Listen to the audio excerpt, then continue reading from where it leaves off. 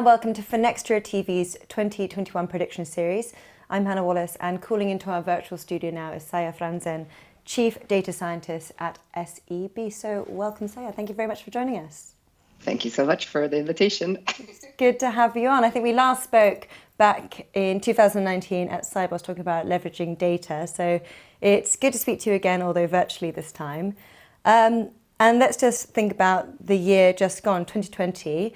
It's definitely been a very turbulent time and one that's taught us a lot of lessons, one of which is the importance of digitalization, isn't it? So let's think about those changes that we've seen. Do you think they're here to stay? And what do you predict for the year ahead in this space? Let's start there. Yeah, that's a very good question. I think it's been quite a challenging year in many senses because I think we've all had to adapt to kind of a new reality. And I think a lot of that is probably here to stay. I think we've realized that we don't always need to travel to meet people. But I also think that it's for people that are extroverts such as me, I think not meeting your clients and not meeting your colleagues makes life just a little bit less fun. So I do think that we will sort of start to see each other once the vaccinations have really kicked in.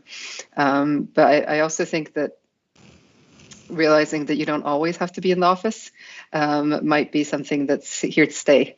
Realizing that if you have sort of good tooling for collaborating digitally, then that really creates a lot of benefit for everyone. And I would say that if I look at what I think is going to probably be a focus area for a lot of companies that have been impacted by the pandemic, I think it's a lot of finding tools for digital collaboration. I think we're now at a stage where we can see each other, but I think there's a lot more that needs to be done, because I think that projects that were going on already before the pandemic, we've been able to continue, but it's quite clear that when you're setting up a new relationship with someone, it's very beneficial to be able to see each other and to be in the same physical environment. Sure. Well, exactly. Like you say, I hope we'll get to meet face to face in the future sometime. So yes, the shock of the pandemic has also meant a lot of banks have been putting building resilience and managing business disruption at the top of their agendas as well. This is one of the lessons learnt. So what have you been seeing here and what do you see for the future? And maybe tell us a bit about where AI fits in. Yeah. I think, so at SEB, we tend to say that we want to be where our clients are. And now our clients have been at home. So I think we've all sort of needed to really adapt. And it's been like a really big need for creating good solutions for clients that were sort of negatively impacted by the pandemic, so that we can support them until times turn back to a little bit more normalized. I think if I speak about where AI can be beneficial and where I think it's important, I think the way we do it, the way we're doing it right now, is that we try to integrate it into the business strategy. So I would say that the pandemic has highlighted the importance of really being truly digital. And of course, there are a lot of benefits of using AI, because you can use it for like just basic stuff like data quality and automation, but you can also use it to continuously keep track of how your clients are doing, because now that you're definitely not meeting physically, being able to understand it from their sort of digital financial twin, what they're doing and how they're doing is really good, because then you can reach out to the clients when they need to be reached out to, and leave them alone when when they don't need you. That's interesting. Yes, and I know one thing you've spoken about a lot in the past is some of the ethical factors around AI that we need to consider. So could you remind our audience of some of those concerns and what you see ahead in terms of utilizing data ethically? What can be done there?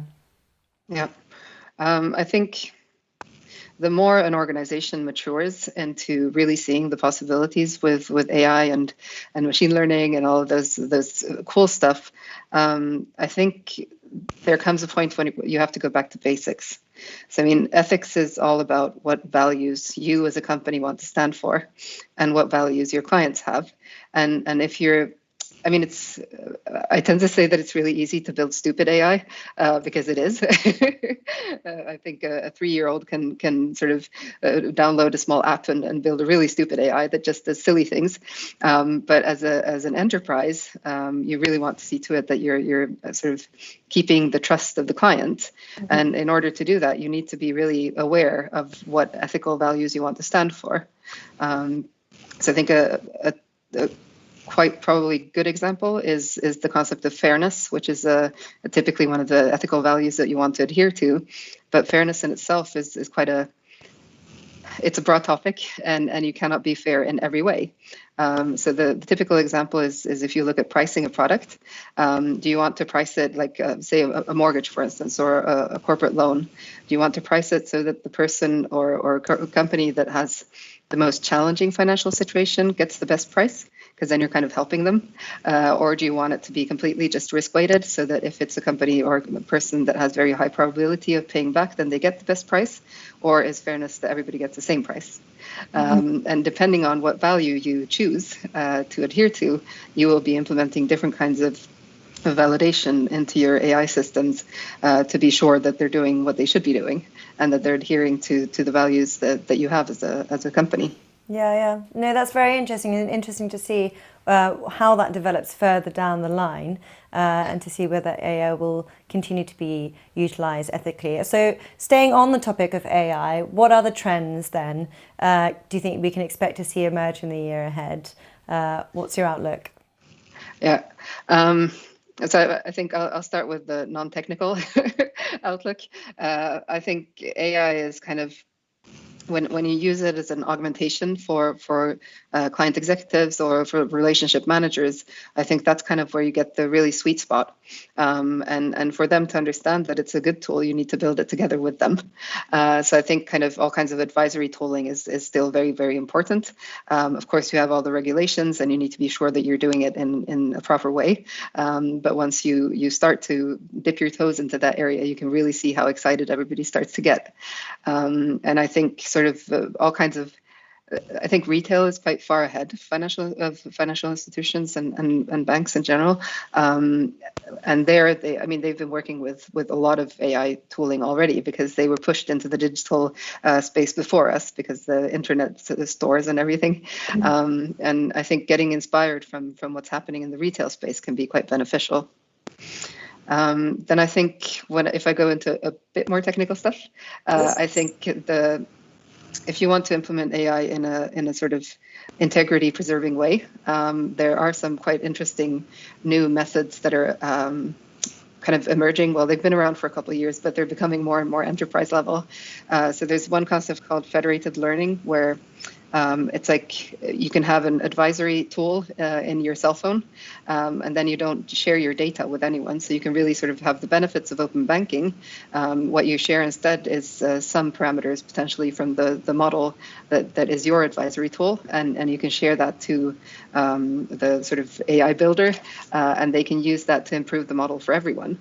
So it's kind of beneficial from an integrity perspective, if you're depending on how open banking goes. Yeah, no, that will be interesting. I think we're nearly to the head of open banking, but so yeah, thank you so much for calling in. I think it's safe to say watch this space, some really interesting developments ahead, and I know you're doing some very interesting work at SEB, but for now we'll leave it there, and like I say, I hope we'll get to speak face to face next time. So thanks for calling in. Thank you.